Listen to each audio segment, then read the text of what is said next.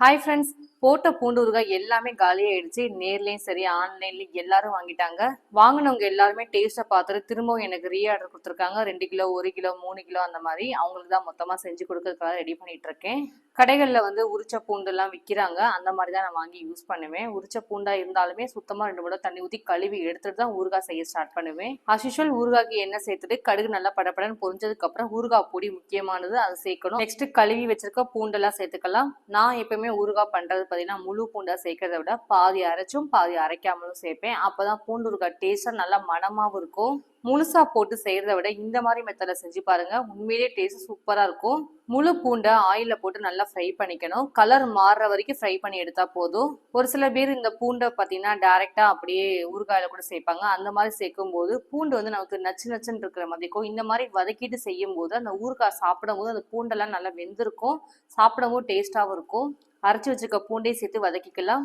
Next மிளகாய் தூள் add பண்ணிக்கலாம். காஷ்மீர் சில்லியும் நார்மல் மிளகாய் ஈக்குவலான அளவுல எடுத்து மிஷின்ல குறைன்னு அரைச்சி எடுத்துட்டு வந்திருக்க மிளகாய் தூள் தான். கலரிக்காக எந்த ஒரு பொருளும் சேர்க்கவே மாட்டேன். மிளகாய் தூள் மட்டும்தான் சேர்ப்பேன். ஊறுகாய்க்கு தேவையான உப்பு ஆட் பண்ணிக்கலாம். ஒவ்வொரு விஷயம் பார்த்து பார்த்து என் கைப்பட ஒவ்வொரு அளவுகளும் நானே எல்லாமே செஞ்சு எல்லாரும் கொடுத்துட்டு இருக்கேன். நிறைய பேர் பல ஊர்ல ஆர்டர் பண்ணி வாங்கிட்டு இருக்காங்க. டேஸ்ட் எல்லாமே சூப்பரா இருக்கும். எப்படி செய்யறது நிறைய வீடியோஸ் என்னோட சேனல் நிறைய கொடுத்துருக்கேன். நீங்களும் நிறைய பார்த்துட்டு ஆர்டர் பண்ணி வாங்கிட்டு தான் இருக்கீங்க. எல்லாமே டீட்டெயிலாக கொடுத்துருங்க. எப்படி உங்ககிட்ட ஊறுகாய் நிறைய பேர் வாங்குறாங்க, அவங்களே செஞ்சிட மாட்டாங்கன்னு நினைக்கலாம்.